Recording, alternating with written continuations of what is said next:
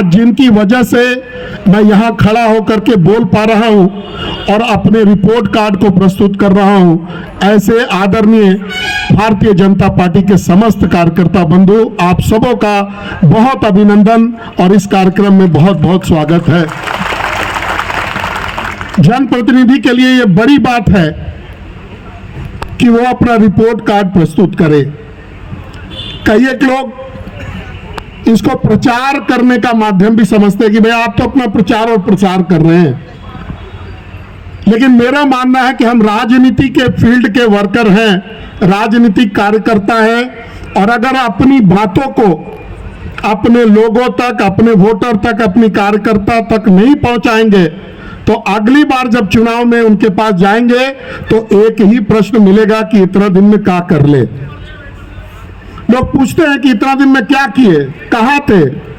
तो अगर मैं 2016 से प्रत्येक वर्ष 14 में मैं पहली बार जीत करके आया था, 15 में मेरे पास कुछ करने को नहीं था, कहने को नहीं था, लेकिन 16 से प्रथम वर्ष से मैंने ये परंपरा बनाई थी, परिपाटी बनाई थी कि हर साल प्रेस के बीच में और कार्यकर्ताओं के बीच में जो है वो अपना रिपोर्ट कार्ड प्रस्तुत करता था।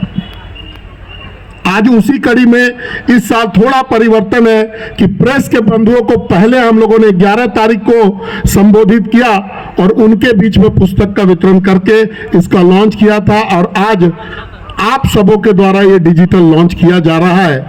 इसको आप www.manishseva.com पर हमेशा देख सकते हैं। अभी मेरे अंतरात्मा को हिला दिया कि भाई किताब नहीं दोगे तो लैपटॉप देना होगा। मेरी हृदय से इच्छा है कि एक एक व्यक्ति को लैपटॉप दे सकूं। मैं यहाँ बैठे तमाम लोगों से प्रार्थना करूंगा कि मुझे सबल करे, मुझे इस लायक बनाए, इतना सक्षम बनाए, तो यहाँ बैठे हुए एक एक आदमी को लैपटॉप जरूर दूंगा। आप लोगों का आशीर्वाद लगे। 2022 में विधानसभा सत्र का एक मेरा अटेंडेंस वहां पर 100% है। जिस काम के लिए आपने मुझे भेजा था, मैंने एक दिन भी, या मैं कहूं तो 1 घंटा भी मैं लेट से वहां पहुंचने का काम नहीं किया। तो जो जिम्मेवारी मेरे माथे पर थी उसका मैंने पूर्ण निर्वहन किया। कोई एक विषय ऐसा नहीं हो हजारीबाग से संबंधित, इस राज्य से संबंधित, जिसको मैंने विधानसभा के पटल पर नहीं रखा हो। आपने जो मेरे संज्ञान में लाया या जो मेरी आंखों ने इस क्षेत्र की समस्याओं को देखा, उसको मैंने विधानसभा में रखने का काम किया। कुछ चीजें डिबेट में आई, कुछ चीजें डिबेट में नहीं आई, लेकिन जो डिबेट में नहीं आता है वो प्रश्न विभाग को जाता है और उसके बाद उस प्रश्न पर जो है कार्रवाइयां होती हैं। तो करीब करीब सभी चीजों पर कार्रवाई होते रहा। आपने देखा होगा कि जो इस राज्य के जो सबसे महत्वपूर्ण मुद्दा है आज के दिन में नियोजन नीति, नियोजन, बेरोजगार युवाओं को नौकरी देने का, उनको सेटल करने का जो काम है, उसको लेकर के हम लोगों ने विधानसभा में आवाज उठाया। गौ हत्या को लेकर के, गौ तस्करी को लेकर के आवाज उठाई कि ये जो बांग्लादेशी घुसपैठिए आ रहे हैं झारखंड में, इससे झारखंड का डेमोग्राफी, जो ओरिजिनल झारखंडी है, वो दब रहा है और विदेश के लोग आकर के हमारे नौकरी पर, हमारे रोजगार पर, हमारे व्यापार पर और हमारे संसाधनों पर पल बढ़ रहे हैं, जो कि आने वाले समय में झारखंड के लिए बहुत खतरनाक है। साथ ही जो इस क्षेत्र का दो बहुत ही प्रमुख मांग था कि रेलवे हजारीबाग में 2015 में आई, लेकिन लंबी दूरी की ट्रेन, पैसेंजर ट्रेनों का संचालन यहां से आज तक नहीं हो रहा। 8 वर्ष बीतने के बाद भी इसका संचालन नहीं हो रहा है। मैंने गैर सरकारी संकल्प के माध्यम से विधानसभा में यह प्रश्न किया झारखंड सरकार के कि झारखंड सरकार इंटरवीन करे, केंद्र सरकार को से पत्राचार करे, बात करे और यहां पर लंबी दूरी का ट्रेन चालू करवाए। झारखंड सरकार ने केंद्र सरकार को मामला लिखा। मैं जाकर के रेल मंत्री से मिला, अन्य लोगों ने भी प्रयास किया और प्रयास करना भी चाहिए। यह सामूहिक प्रयास का ही नतीजा है कि अब रेल यहां से लंबी दूरी का ट्रेन आप समझिए कि जनवरी महीने में यहां से जरूर शुरू हो जाएगा। हजारीबाग से ट्रेन चले और हजारीबाग में आकर के ट्रेन समाप्त हो, इसके लिए हजारीबाग में डिपो बनाने की जरूरत थी कि जब तक यहां पर सफाई का सुविधा नहीं होगा, रिपेयर का सुविधा नहीं होगा, तब तक ट्रेन यहां से खुल नहीं सकती है। आज उस डिपो बनाने का भी टेंडर हो गया, उस पर काम चल रहा है और अगले 1-1.5 साल में उसका निर्माण जब हो जाएगा तो उसके बाद हम लोग संकल्प लेते हैं कि हम लोग फिर से पुनः आंदोलन करेंगे, पुनः अपनी बात को रखेंगे कि हजारीबाग से भी लंबी दूरी की ट्रेन कलकत्ता, पटना, दिल्ली, मद्रास, बॉम्बे, बैंगलोर यहां से ट्रेन चालू की जा सके। और हवाई अड्डे का निर्माण, उस बात को भी 2017 में उसका शिलान्यास हुआ, लेकिन राज्य सरकार की उदासीनता के चलते उसकी जमीन का अधिग्रहण नहीं हो पा रहा था। विधानसभा में मैंने फिर से प्रश्न किया कि आप बनाना चाहते हैं कि नहीं और आप देना चाहते हैं कि नहीं। बहुत लोगों ने वीडियो के माध्यम से वो उस जो कन्वर्सेशन था उसको देखा होगा और माननीय मंत्री ने कमिटमेंट किया है कि हम लोग 31 दिसंबर तक जमीन चिन्हित करके यहां पर हवाई अड्डा बनाने का मार्ग जो है वो प्रशस्त करेंगे। मैं भी आपको आश्वस्त करता हूं कि मैंने विधानसभा के पटल पर भी कहा था कि अगर 31 तारीख तक मंत्री जी आप नहीं करेंगे तो पुनः आपको स्मारक दिलाने के लिए, आपको याद दिलाने के लिए आपके घर के सामने धरने पर बैठूंगा, लेकिन हजारीबाग में हवाई अड्डे का निर्माण के पीछे कोई कसर नहीं छोड़ेंगे। 2020 में जो अप्रैल के समय में जो कोरोना की भयावह स्थिति है, वैसी स्थिति इस बार भी होगी और तब हम लोगों ने प्रत्येक प्रखंड में विधायक सेवा केंद्र का हम लोगों ने उद्घाटन किया था, शुभारंभ किया था। आज भी वो केंद्र चालू है। वहां कोरोना से संबंधित गैस सिलेंडर, मास्क, दवाइयां और सारे सुविधाओं से लैस है। जरूरत पड़ने पर पुनः हम लोग उसको संचालित करेंगे। आपने देखा होगा कि साल 2022 का आगाज, जो बिजली की समस्या 80 दिनों तक इस राज्य में बनी हुई थी, इस जिले में थी, उसको आंदोलन करके हम लोगों ने किया था और बाध्य होकर के सरकार को जो है वो कटौती अपनी वापस लेनी पड़ी थी।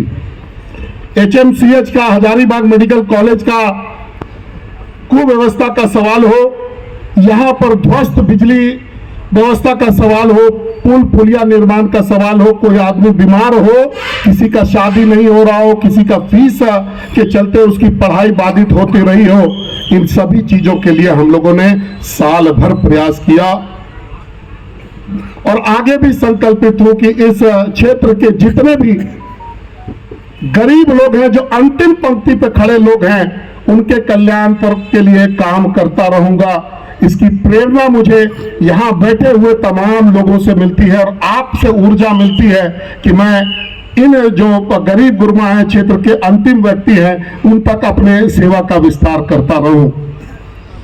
दुख मुद्दे इस बार आए थे हम लोगों के बीच में। एक आपको ध्यान होगा, बरही में रुपेश पांडे जी की हत्या कर दी गई थी और दुमका में अंकिता सिंह की हत्या की गई थी। दोनों मामले लगभग सिमिलर थे। इसमें दोनों में हम लोगों ने आंदोलन करने का काम किया और दोनों में ही रुपेश पांडे में तो आप जानते हैं कि सरकार को झुकना पड़ा था। माननीय मुख्यमंत्री जी को, उसके परिवार को बुला करके उसकी माता जी को नौकरी और कॉम्पनसेशन देना पड़ा था। आज भी इस मंच से हम लोग मांग करते हैं कि जो अपराधी अभी भी छूटे हुए हैं उनकी गिरफ्तारी की जाए और उनको जो है कानून सम्मत उस पर कार्रवाई की जाए। जो हम लोगों का हर साल जो हम लोग करते रहे हैं लहंगा वितरण का काम, वो आपकी प्रेरणा से हम लोग करते हैं। यहाँ की गरीब बेटियों को भी अधिकार है कि वो सम्मान से सम्मान का जोड़ा पहन करके अपने घर से विदा हो। आजकल सभी लोग टीवी पर एक्सपोज्ड हैं और देखते हैं कि शादी ब्याह में कितना जो है आडंबर है और लोग अच्छे से अच्छा कपड़ा पहन करके, चूंकि ये आपके जीवन का एक बहुमूल्य क्षण होता है, आप विदा होते हैं। तो हम लोगों ने संकल्प लिया था और आपके माध्यम से पिछले 2022 में हम लोगों ने 2000 से ऊपर लहंगा बांटने का काम गरीबों के बीच में किया है। इसके लिए जिन जिन भाइयों ने, बहनों ने आपने सहयोग किया चिन्हित करने में या उनके घर जाकर के आपने लहंगा दिया, आपका बहुत अभिनंदन करता हूं। फुटबॉल टूर्नामेंट हम लोगों ने 2016 में इसकी शुरुआत की थी और प्रत्येक साल बड़े धूमधाम से ये टूर्नामेंट चल रहा है। वर्तमान साल में यह हजारीबाग विधानसभा से बाहर निकल करके इचाक प्रखंड और दाड़ी प्रखंड में भी इसके टूर्नामेंट्स हुए। कुछ और जगह बरी और चौपारण में भी होना था, लेकिन अपरिहार्य कारणों से नहीं हो सका।